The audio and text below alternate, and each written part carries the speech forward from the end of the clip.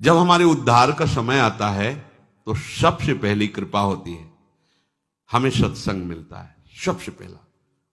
जैसे कोई भी व्यक्ति मिला और आपको भगवत चर्चा की बात सुना दी, देखो ये वीडियो देखो, ये कथा सुनो, देखो ये देखो, ये इसको सुनो तो आप, और आपकी रुचि बढ़ी सत्संग, ये सबसे पहली कृपा। जिसके उद्धार का समय आ जाता है उसके क्या लक्षण होते हैं? तो बोले सबसे पहले उसे सत्संग में रुचि होती है, सत्संग श्रवण में। साधुओं में श्रद्धा की बात नहीं कही गई, सत्संग में, भगवद वार्ता में उसकी रुचि होती है। अच्छा, सुनने लगा, सुनने की थोड़ी सी रुचि हुई, अब उस रुचि ने क्या किया, दूसरा सोपान, अब उसको लगता है कि मुझे भगवान की शरण में होकर भजन करना चाहिए। उसके अंदर प्रभु में अपनापन करने की, समर्पण होने की वृत्ति उदय होती है। बढ़िया क्रम है। सबसे पहले जिसका उद्धार होना होता है तो उसको सत्संग मिलता है, किसी भी व्यक्ति के द्वारा। ऐसा नहीं कि वो साधु के द्वारा ही, किसी पुस्तिका के द्वारा, किसी ग्रंथ के द्वारा, किसी प्रवचन के द्वारा, उसको किसी संत पर श्रद्धा की बात नहीं की जा रही। वो भगवत चर्चा श्रवण की, कोई कथावाचक, कोई रासाचार्य, किसी से भी उसे भगवत संबंधी वार्ता सुनने को मिली, आकर्षण उसका हुआ। अब उसके दूसरी बात, उसके हृदय में प्रभु के प्रति समर्पण होने की भावना जागृत होती है। मैं भी शरणागत होकर भगवान का भजन करूंगा। अब उसके द्वारा हृदय में तीर्थाटन करने की भावना जागृत हुई। अभी शरणागत हुआ नहीं, कैसे शरण में हुआ जाए, कैसे भगवान का भजन किया जाए, ये उसके हृदय में बात हुई। तो इस बात ने तीसरी बात पैदा की, चलो तीर्थों में चलते हैं, धामों में चलते हैं, पुरियों में चलते हैं।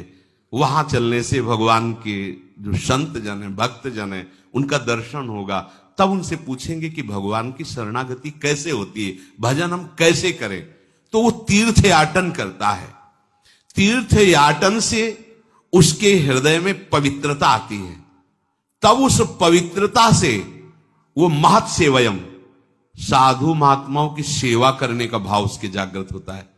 संतों को वस्त्र दे दें, भोजन, कुछ किसी भी तरह उनकी सेवा करें, संतों से प्रियता होने लगती। संत सेवा का उसके हृदय में श्यान महत् सेवयाहा, महत् सेवा यही सबसे बड़ी सेवा। भगवत प्रेमी महात्माओं की यदि सेवा मिल जाए, ये महत् सेवा कही जाती है। महापुरुषों की सेवा करने का चाव प्रकट, कैसे हमारे तन से, हमारे मन से किसी भी तरह कोई सेवा इनकी बन जाए, अब महत् सेवा बनती है उससे। संतों के पास जाकर उनके सामने शांत बैठ जाना, उनकी बात सुनना, यह भी सेवा है। उनकी आज्ञा पालन करना, यह सबसे बड़ी सेवा है। अगर आप शांत बैठ गए, किसी को विक्षेप नहीं पहुंचाते, उनकी बात सुन रहे, ये सेवा बन रही। मतलब एक आदमी वो दंडता करे, अभी सबके आनंद में विघ्न पड़ जाएगा। संतों के पास सबसे पहली सेवा है, आप शांत, गंभीर, हलचल रहित, उनके अनुकूल, फिर उनके वचनों को श्रद्धापूर्वक श्रवण करके, मनन करके अपने जीवन में उतारने की बात आती। महत् सेवा बनी तो उसकी प्रभु की बातों में आसक्ति पैदा हुई। भगवत चर्चा, भक्त चर्चा, आसक्ति कैसी अब होने लगी, अब बिना सुने नहीं रह जाएगा, इसे आसक्ति कहते हैं। अब कैसे, क्या करूं जिससे मुझे रोज सत्संग मिले। ये अहोभाग्य है, अपने को जो रोज सत्संग कथन श्रवण करने को मिलता है, ये दुर्लभ बात है, दुर्लभ बात है। सुतदारा धन लक्ष्मी पापियों के घर होए, संत समागम हरि कथा तुलसी दुर्लभ। ये दुर्लभ बात, महत् सेवा से उसके हृदय में भगवत चर्चा सुनने की आसक्ति पैदा हो गई। अब पहले आसक्ति नहीं होती, सुन करके वो भगवान की शरण में होने की बात आई। शरण कैसे हुआ जाता है, इसके लिए तीर्थ याटन किया, हृदय पवित्र हुआ, साधु समागम हुआ, संत सेवा, महत् सेवायाम, संतों की सेवा बनी। उसके हृदय में अब सत्संग के प्रति आसक्ति हो गई। अब कुछ भी हो, सत्संग के बिना हम नहीं जी सकते। अब समझ लो, आप बिल्कुल नजदीक पहुंच रहे हो। कथा में जो ही रुचि हुई तो अकल्याण करने वाले जितने विषय थे उन पे उसकी नजर गई।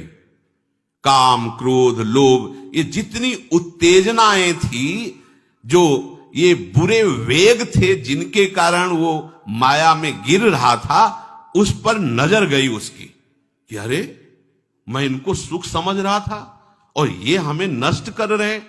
अब उनके वो हर सलाह को काटने की बात उसके मन में आई। जो काम क्रोध की सलाह से वो भ्रष्ट हो रहा था, सत्संग में उसको ये विवेक प्राप्त हुआ और अब वो शासन करने लगा।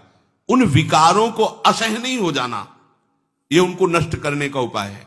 अब सहा नहीं जा रहा, व्याकुलता हो जाना, ऐसा हम लोग नहीं कर पाते। हम लोग बहुत छुपा के अपने हृदय में उनको रखते हैं, तो इसीलिए वो बने हुए हैं। जिस दिन आप व्याकुल हो गए, अरे ये दुष्ट मुझे कितना नष्ट, भयभीत हो जाएगा वो। सच्ची मानिए, तुम इतने बल से बलवान हो कि तुम्हें काम परास्त कर दे, ऐसा नहीं हो सकता।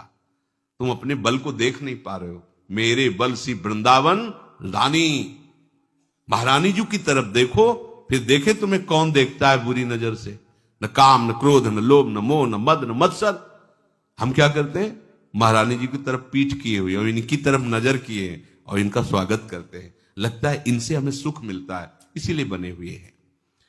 सत्संग, सत सेवा अर्थात साधु सेवा से जो सत्संग में रुचि हुई, उसने क्या किया? अनर्थ निवृत्ति कर दी। एक एक छांट छांट कर अपने मन के सारे दोष, अच्छा ये है हटाओ इसको, अब ये है हटाओ इसको। जितने विकार थे वो सब सत्संग के प्रभाव। रोज जलोगे आप, सत्संग सुन रहे हो, रोज जो आपके अंदर गंदगी है, गंदे विचार हैं, गलती है, वो आपको यहां बैठे बैठे जलाएगी। मैं कब निकल पाऊंगा इससे, मैं कैसे दूर कर पाऊंगा? यह सत्संग का प्रभाव होता है। अब कुछ लोग ऐसे भी होते हैं कि वो बांस की तरह होते हैं। बांस में कितनी भी जल वर्षा हो, खूब गाय के गोबर की खाद लगा दो, कभी उसमें फल नहीं लगेगा, पक्का। चाहे गुरु मिले बिरंच सम, फूले फरे न बेत, बरसे सुधा जल सम। अमृत वर्षा करे तो भी बेत बांस में फूल फल नहीं लगेंगे। ऐसे मूर्ख हृदय न चेत, चाहे गुरु मिले बिरंच सम। कुछ ऐसे जड़ स्वभाव के होते हैं, या वही सत्संग सुनना चाहे सुन लिया, आचरण में फर्क नहीं पड़ेगा। हमें दिखाई देता है 8-8, 10-10 वर्ष हो गए, वही बात ज्यों की त्यों वही बात, कोई असर नहीं। बेत हैं ये, सुधरने वाले नहीं। अरे भाई, सुना इसीलिए जाता है कि जो हमारी गलतियां हैं उनका हम त्याग करें। तो जो जिसका अब आखिरी जन्म है, ये जो क्रम आपको बता रहे हैं, पहले भगवद वार्ता सुनी, प्रभु के शरणागत होने का भाव आया, इसलिए तीर्थयाटन धाम यात्राएं शुरू की, संत समागम हुआ, संत सेवा बनी, हृदय में प्रभु के प्रति आसक्ति हुई, उनकी चर्चा सुनने की, सत्संग का प्रभाव छाया। जितने अंदर गंदगी विकार थे सबको त्यागने का धीरे धीरे निश्चय किया, उनका त्याग किया, अर्थात अनर्थ निवृत्ति हुई। अब निष्ठा बन गई। अब निष्ठा बन गई। एक भरोसो, एक बल, एक आस, विश्वास।